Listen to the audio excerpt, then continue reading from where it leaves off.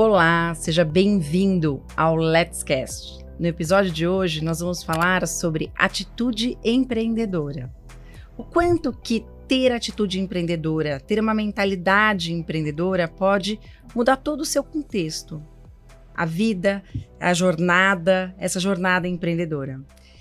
Eu sou Grazi Moreno, eu sou co-founder da Let's Go.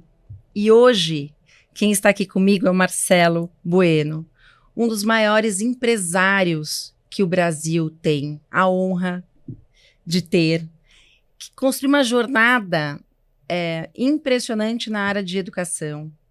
Marcelo, é uma honra, é um privilégio ter você aqui. Seja bem-vindo ao nosso Let's Cast. Obrigado, Grazi, obrigado aí a cada um de vocês aí pelo tempo. Uma grande honra estar aqui com vocês nesse programa tão especial, nesse canal tão especial, com assuntos tão importantes para o nosso Brasil, né?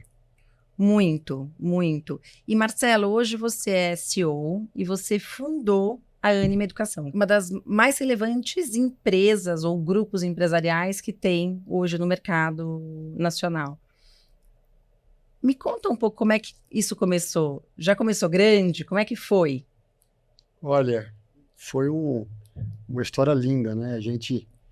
Daniel Castanho, eu, Maurício Escobar e alguns sócios, nós fundamos aí a Ânima Educação no dia 6 de maio de 2003, fizemos 20 anos agora.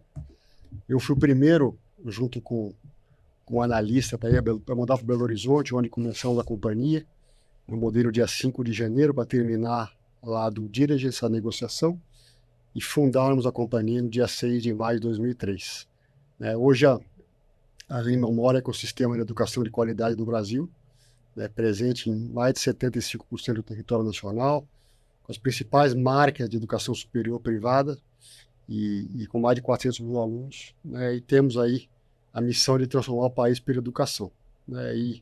Então, participar da fundação dessa companhia, tocar várias áreas da companhia, estar como CEO há um pouco mais de 6 anos é uma grande honra mesmo. Passa um filme na cabeça, né, Marcelo? Quando você para e olha lá no começo, quando você falou de due diligence, diferente da maioria das pessoas que abrem o seu próprio negócio, vocês tiveram uma história um pouco diferente, né? Vocês adquiriram uma universidade que era administrada por alguém há muito tempo. Como é que foi essa história? Conta. Olha, aqui as pessoas usam o termo de first mover, né?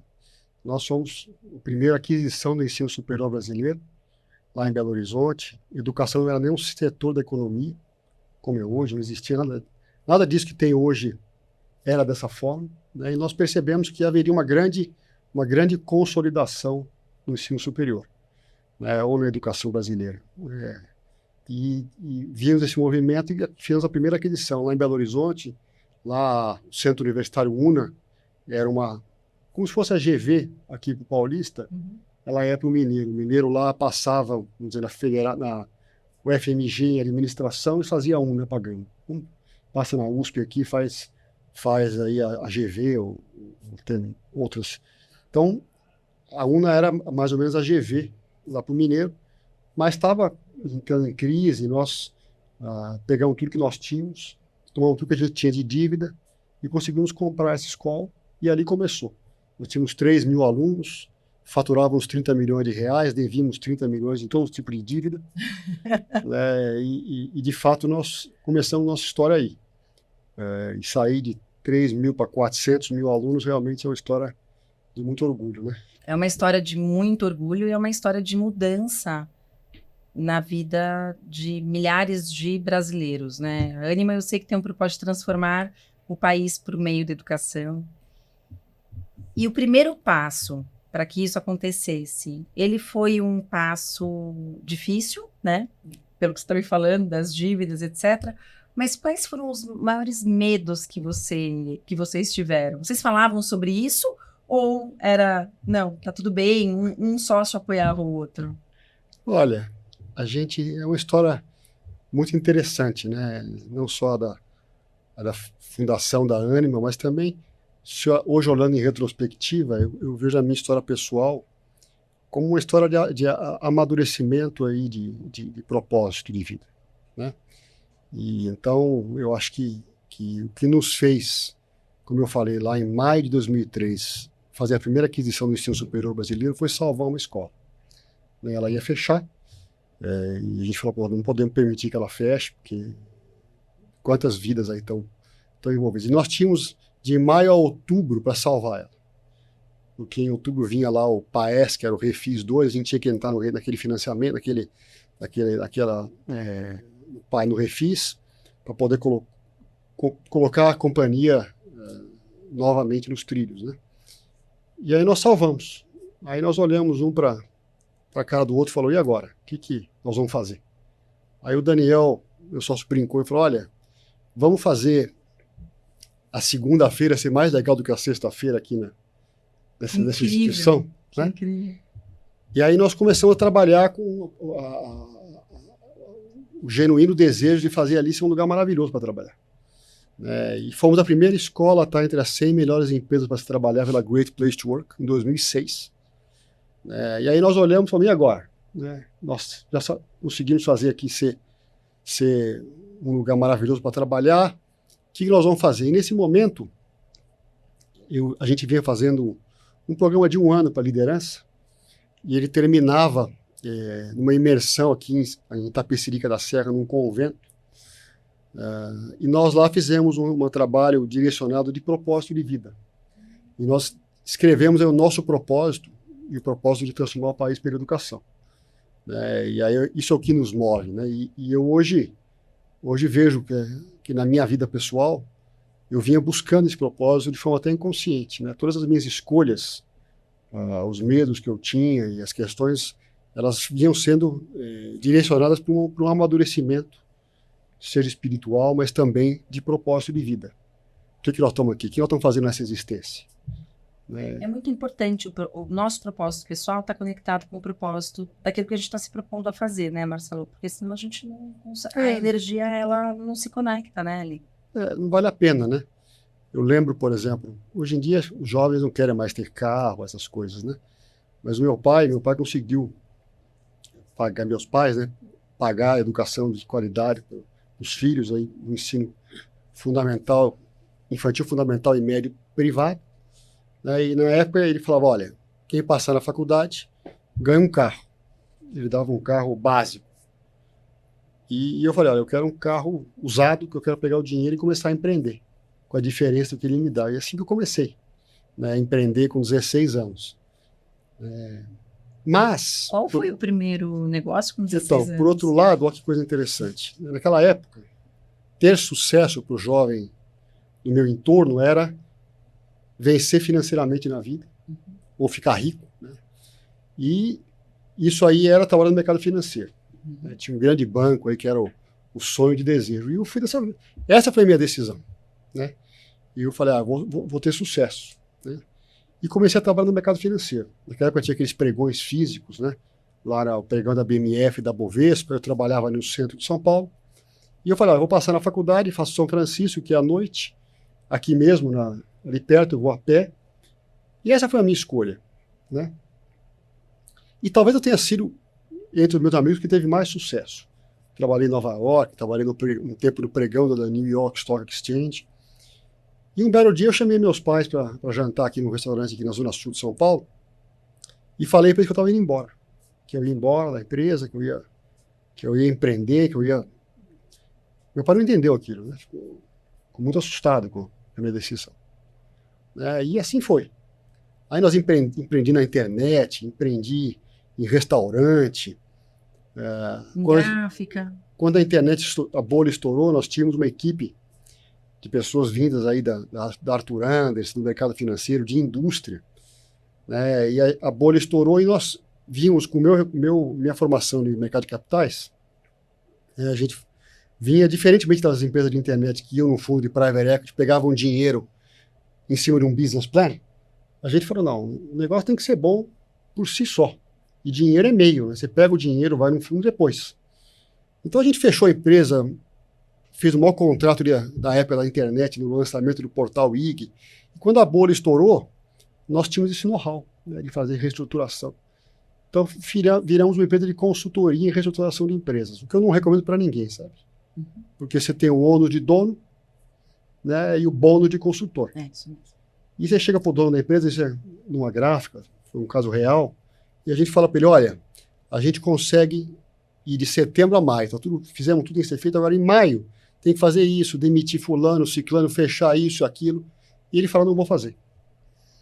E aí eu volto para casa, travei meu maxilar, minhas costas. E aí eu olhei para o Daniel e falei, Daniel, com essa equipe que nós temos, nós tocamos qualquer empresa em qualquer setor. Mas nós temos que poder fazer o que tem que ser feito. Aí vem minha formação de advogado. Né? E o Daniel falou, vai ter uma grande consolidação da educação.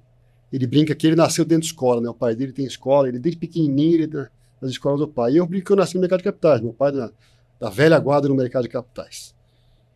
E aí eu falei, olha, a gente toca qualquer empresa em qualquer setor. Ele falou, vai ter uma grande consolidação da educação. Nós começamos a estudar e começamos 4 negociações e fechamos a UNA. Então, esse foi um pouco da retrospectiva. E aí, eu falei, por que nós fomos para Belo Horizonte? Salvar a escola. Salvamos. Aí agora vamos ser um lugar maravilhoso para trabalhar. Aí conseguimos fazer. Né? E aí que a gente fez nessa imersão, eu tinha 30 e poucos anos, que eu me encontrei. Né? Me encontrei e vi que era o propósito que eu estava buscando. Que incrível, que incrível. Tanta gente realmente não tem essa oportunidade. Eu também fui com 33 anos que eu defini o meu propósito e de impactar e tocar todas as pessoas de alguma forma ao meu redor, mas com 30 e poucos anos. Né? Tem gente que passa essa existência sem... Os empreendedores que estão aqui na Let's Go, eles estão tendo a oportunidade de passo a passo se autoconhecer, sabe, Marcelo? Não só conhecer ele mesmo e as características dele, como também definir o seu sonho, o seu propósito, trazer isso, né? E eu lembro na Anima, a gente falou, poxa, como você disse, você fez com 33, eu com 30 e poucos também. Mas tem gente que passa essa existência sem fazer. Tem gente que vai ser feliz quando ficar velho. Uhum. Vai fazer o que gosta quando se aposentar. Então, para evitar isso, nós na ANA, por exemplo, nós colocamos lá atrás, há 15, 16 anos atrás, uma disciplina, naquela época o currículo era disciplinar, uma disciplina obrigatória chamada Projeto de Vida. E que nossos estudantes com 17, 18 anos, dentro da formação deles, eles começavam a discutir quem eles eram, com eles próprios, com o mercado de trabalho, com a sociedade, e ali podiam fazer escolha. Né? E diferentemente da minha, que com 16 anos eu falei, vou ter sucesso, vou ficar rico. Isso aí, consequência, né? Eu devia ter ferramentas para fazer aquela escolha lá, com 16 anos. Claro. Né? Que é o que vocês estão fazendo aqui magistralmente. Isso é o bonito, né? Criar algo que a gente possa mobilizar, né? É um movimento que a gente até falou, né, Marcelo, que chama-se educação circular. Como é que a gente faz com que o aprendizado ele circule de tal forma que a gente contribui e impacte pessoas, governo, empresas, enfim, é o todo, né? E se a gente não dá um primeiro passo, né, quem vai dar? Eu costumo dizer que, sabe qual é o primeiro passo que você tem que dar? Qual? É o passo possível. É isso mesmo. É o passo possível, que está aqui, né? É o que dá para fazer. É o que dá para fazer, porque a gente fica olhando lá na frente. E quando a gente olha para o empreendedor, muitas pessoas me perguntam assim, mas será que eu sou empreendedor? O que é um empreendedor? O que é uma atitude empreendedora? A sua história mostra que você tem isso nato no sangue e óbvio que você trouxe isso para essa jornada de tanto sucesso. O que é para você a atitude empreendedora? Olha, eu acho que o termo é esse mesmo, atitude, né? Porque, para mim, ser empreendedor é uma maneira de olhar o mundo. As pessoas confundem empreendedor com empresário, empreendedor com ter empresa, empreendedor com ser startup. Eu acho que tudo bem, também é. Mas eu acho que você é empreendedor do jeito que você vê o mundo. Você pode ser médico empreendedor, você pode ser juiz de direito empreendedor, você pode ser... É uma maneira de ver o mundo, né? Padre empreendedor. Então, acho que essa é a primeira primeira distinção que eu faço, né? De correr risco, de lutar pelo propósito, de não se contentar com as coisas como elas são, né? Sonhar. Mas eu acho que se puder falar uma característica que para mim é você ser exemplo, né? Gestão pelo exemplo. Nos Estados Unidos eles falam walk the talk, né? Ou seja, é gestão pelo exemplo, né? Não dá para você querer se propor a fazer alguma coisa se você não é exemplo disso, né? Esse é um dos grandes erros que às vezes os empreendedores eles cometem, né? Então, ao montar a minha empresa e tentar transformar esse sonho, eu não consigo traduzir nas atitudes aquilo que vai fazer com que as pessoas elas entrem no projeto, né? Exatamente. Engajar as pessoas. Vocês tiveram muitas pessoas que foram engajadas no começo da Ânima, né, Marcelo? E que estão até hoje estão aí, não estão? Muitas pessoas, muitos sócios, pessoas que mudaram de vida, mudaram de cidade, fizeram famílias dentro da Ânima, né? E é difícil se separar, sabe? Eu penso que é difícil se separar. Família é uma coisa, empresa é outra. Eu acho a coisa muito vida pessoal. Eu acho que tudo tá cada vez mais sistêmico, né? Cada vez mais Eu acho que não dá sistêmico. você, veste a capa de empreendedor, veste a capa de pai de família. Eu acho que é uma maneira de ver as coisas de forma integrada, né? Então, muita gente. E hoje eu tenho certeza que as pessoas estão dentro do ecossistema Ânima, claro, fora algumas exceções, pelo genuíno propósito de querer transformar o país pela educação, né? É isso que faz um Dr. Osiris Silva, um maior brasileiro vivo hoje, que decidiu dedicar o último terço da vida dele à educação, que fez ele ser quem ele é, e fez a Embraer ser o que ela é, não existiria Embraer sem o ITA, né? E está conosco desde 2006, querendo devolver, através da educação, o que a educação lhe proporcionou. Eu penso dessa forma, acho que o propósito é o grande amálgama aí do nosso ecossistema, né?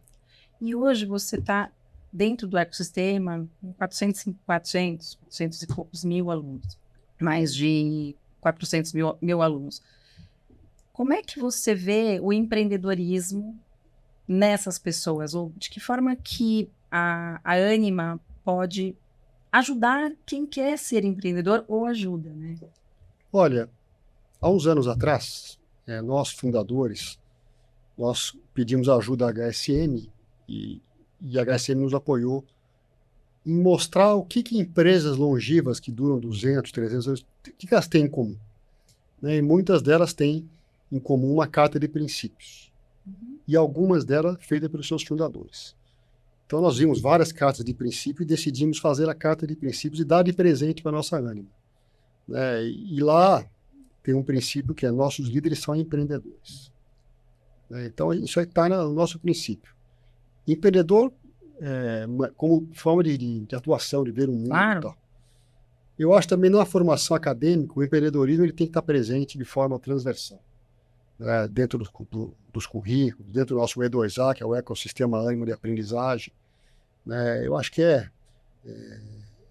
também sermos exemplos de empreendedorismo, né? Você tem o Dr. Osiris Silva, o Daniel Castanho com a gente, são pessoas que são empreendedores natos, né? Então, eu acho que é por aí.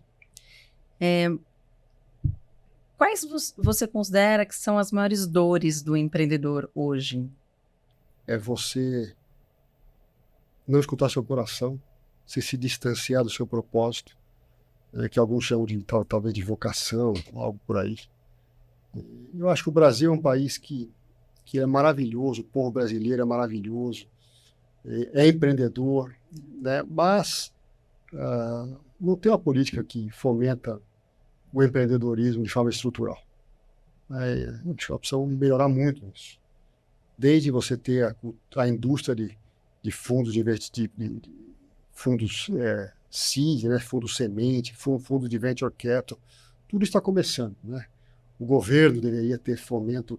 Começa a pegar uma linha de empreendedorismo, você tem que deixar em garantia um ativo real. Hoje a educação empreendedora é uma das matérias obrigatórias, né? Mas a gente não vê essa movimentação, né? É difícil, né? Você ver o Brasil uma política estruturante de empreendedorismo. Está começando. mas nós temos que fazer muito mais, sabe? Então, eu acho que é difícil você acessar capital, vai ser difícil você abrir empresa, pior ainda é fechar uma empresa. Então, eu acho que o governo deveria intensificar uma agenda de simplificação, de investimento efetivamente em empreendedorismo, a cultura empreendedora, em ambientes empreendedores. Está começando tudo isso, acho que, mas tem muito a fazer. Porque o empreendedorismo não está só em quem monta um negócio, né? É o que você falou, os líderes empreendedores, está muito nessa mentalidade mesmo, né? Uma maneira de ver o mundo empreendedor. Eu penso dessa forma. Qualquer área do saber. Que é o olhar de dono, é o olhar de... altruísmo, né? Se colocar no lugar do outro, correr risco. Né? Correr risco. Né? Saber falar não, saber fazer escolhas, né? Lutar por um propósito, não se contentar com o status quo. Né? Acho que é por aí que a gente deveria ser empreendedor. E, Marcelo, você deve ter tido milhões de histórias incríveis, né? Ao longo dessa jornada de 20 anos só de Ânima, né? Só de Ânima. Conta pra gente alguma história bacana. Nas conversas que a gente já teve há alguns anos, eu lembro de Texas, eu lembro de várias histórias que me chamaram a atenção, mas a jornada ela tem que ser boa, ela tem que ser divertida e a gente tem que colecionar esses fatos na vida da gente, né? Não é verdade? E eu acho que você é um exemplo disso para mim. Vamos ver se você consegue lembrar, né? Olha, muitas histórias lindas, né? Eu vou falar uma história pessoal, depois eu falo alguma aqui sobre a Ânima, mas eu lembro que até 2005 eu achava normal não tirar férias, sabe? E o máximo que eu fazia era emendar ali o Natal e Réveillon e depois tirar uns diazinhos aí que eu achava que era normal. E eu decidi fazer o caminho de Santiago de Compostela, 776 quilômetros a pé, sozinho. Né? E, aliás, algo que eu recomendo a todos que deviam fazer na vida, uma vez na vida. É a sua vida em 30 dias. Sim. Né? E todo mundo vai passar nos primeiros dias, você tem uma experiência de dor, que eu chamo que é como se fosse um nascimento. Eu, por exemplo, eu cheguei rastejando no albergue, com uma mochila nas costas de 9 quilos, e eu abri a mochila, lá no auge da dor, a mochila tinha 9 quilos já, para ficar 30 dias. Eu abri e falei, olha, esse fica, esse vai, esse fica, esse vai, esse fica, esse vai. Né? Então aí você faz um exercício de desapego. Sem dúvida. Que para mim é carregado pro resto da vida, sabe? Quantas coisas a gente não carrega a mais na nossa mochila, que nós não precisávamos carregar. Né? O que a gente precisa para viver? Né? Pessoas ficam aí com... Quero ganhar. Esses dias eu fiz essa reflexão. O que realmente você precisa? O que é suficiente, né? O que é suficiente, né? Então, acho que essa é uma história interessante. Depois eu cheguei no albergue engatinhando, rastejando, dormi, tive febre à noite, acordei zero. Se tivesse nascido, uma outra fase. Você fez descalço, né? Eu fiz o último dia descalço. O último dia descalço, cheguei em Compostela descalço.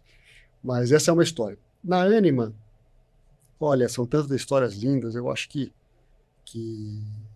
privilégio de poder conviver com pessoas maravilhosas, né, que têm educação como algo que vai transformar as vidas das pessoas, é o que então, dou exemplo aqui do Padre Magela, que se juntou a nós em 2004, lá em Belo Horizonte, foi reitor da UNA, depois ficou com a gente um tempo e aprendi muito com ele, e agora o Dr. Osíris, que está aí então, na figura desses dois ícones brasileiros, aí eu homenageio a história de convivência com pessoas maravilhosas nesses 20 anos. Muito legal. Um dos projetos que você fala bastante para mim é de Paripiranga, né? Até como exemplo de empreendedorismo de uma região, de mudança. Conta um pouco o que chama tanto a sua atenção. Né? Olha, até recomendo o professor Wilson, querido, foi quem fundou lá o Centro Universitário AGES, né, na divisa, Bahia divisa com Sergipe.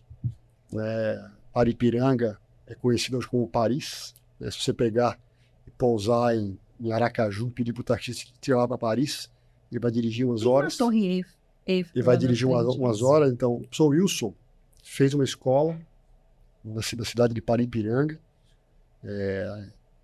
Lá atrás, a escola não tinha banheiro, as crianças tinham que atravessar no banheiro da igreja. Tinham 3 pessoas com diploma universitário na cidade. O Sr. Wilson, que foi alfabetizado com 12 anos, conseguiu um diploma. O juiz e o padre. E dessa escola, ele foi crescendo, virou o Centro Universitário AGES. Um tempo atrás, a AGES tinha 6, 7 mil alunos, e a cidade, a Paripiranga, tinha 20 e poucos mil habitantes. Olha que coisa maravilhosa. As pessoas viajavam do interior inteiro para ir para lá. E o Gustavo Wilson viajou o mundo inteiro e foi trazendo o que tinha de melhor e colocando dentro da AGES. E o que representou isso, ele fez uma réplica da Torre Eiffel, em tamanho, em proporções iguais, dentro do campus. Que legal. Por isso vem Paris também, Paripiranga, Paris. E o PBL de Paripiranga, lá da AGES, que é o Problem Based Learning, ele se inspirou em Harvard. E eu nunca vi um programa tão maravilhoso como esse lá. Então, realmente vale a pena. Que é um exemplo de transformação. Verdadeira transformação pela educação. Uma região de milhares de vidas, né? E o professor Wilson nos deu a honra de continuar o legado dele, nos escolheu para que a gente continuasse esse legado.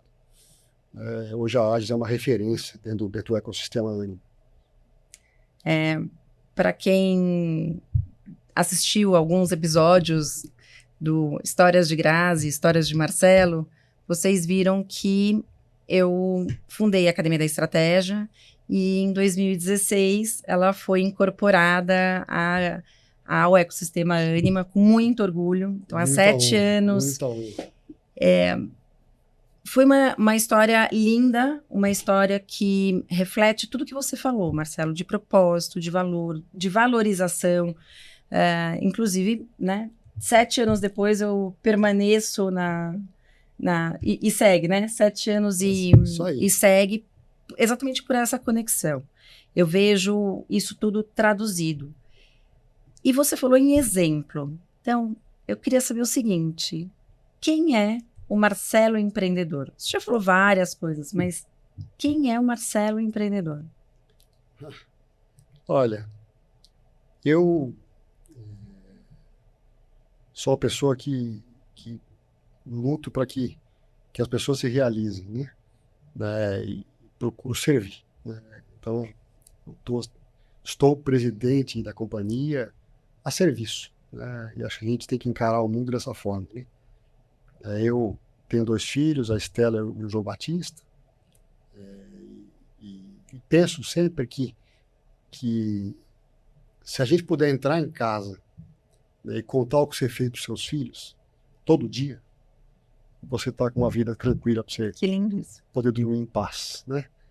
Então, deitar a cabeça no travesseiro e dormir em paz. E acho que se as pessoas pensassem dessa forma, a gente teria um país melhor, né? Menos corrupto, um país com menos desigualdades.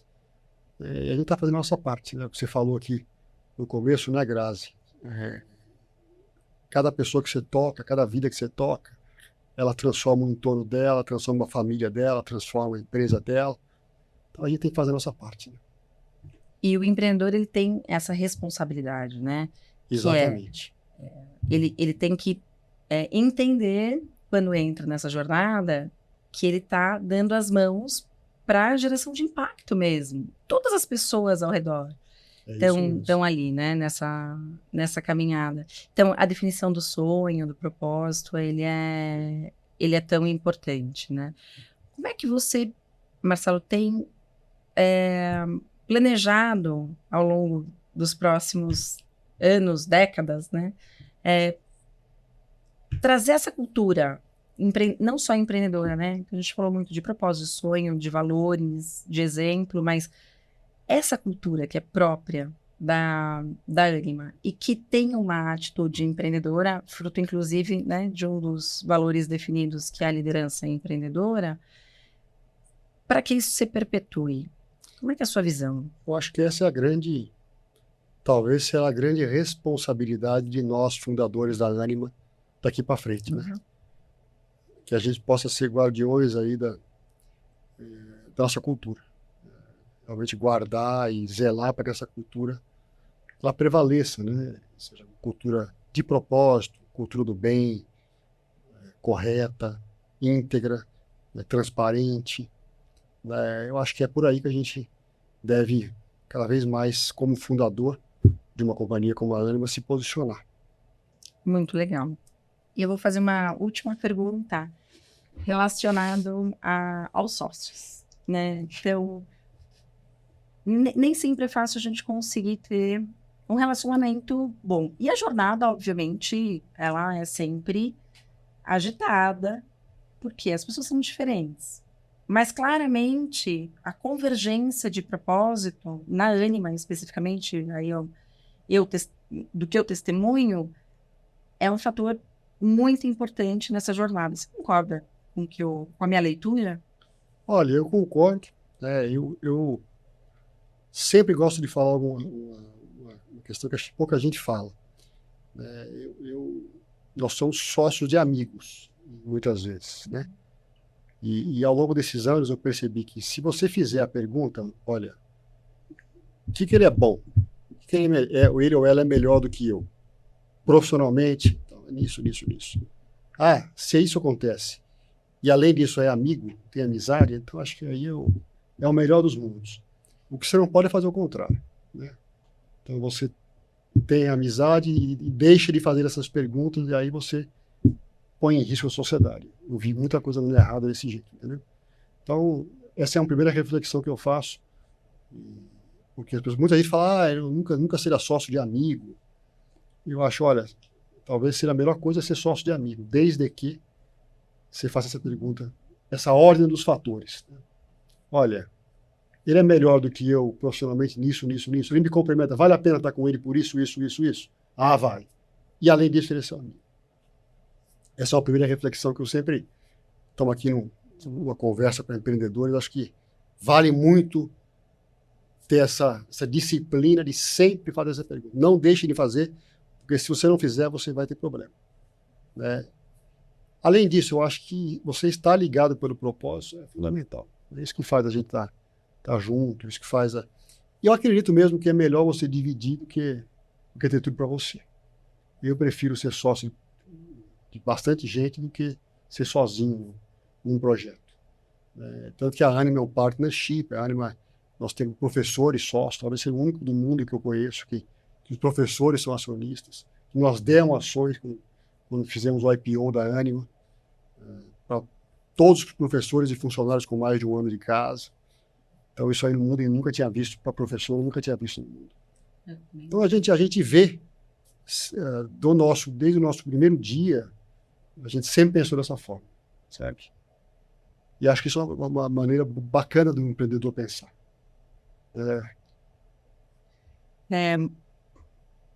Um mundo empreendedor, né? Como é que você olha esse mundo empreendedor lá na frente, né? Olha, eu olho o mundo melhor, um mundo mais sustentável. Né? Eu vejo meus filhos com uma visão, uma consciência de sustentabilidade que nós não tínhamos quando éramos da idade deles. Né? Era outro mundo. Né? Eu lembro que as pessoas fumavam dentro de avião. Né? Era verdade. Né? Vendiam animais silvestres nas esquinas das cidades, sabe? Desmatavam, se fosse normal. Eu acho que hoje o mundo tem outra consciência. Né? É um mundo mais consciente. Tem outra consciência. Acho que não vão mais tolerar a política velha também, né? Acho que vão querer cada vez mais transparência, honestidade. Eu vejo por aí. Eu vejo um futuro melhor nesse aspecto, sabe?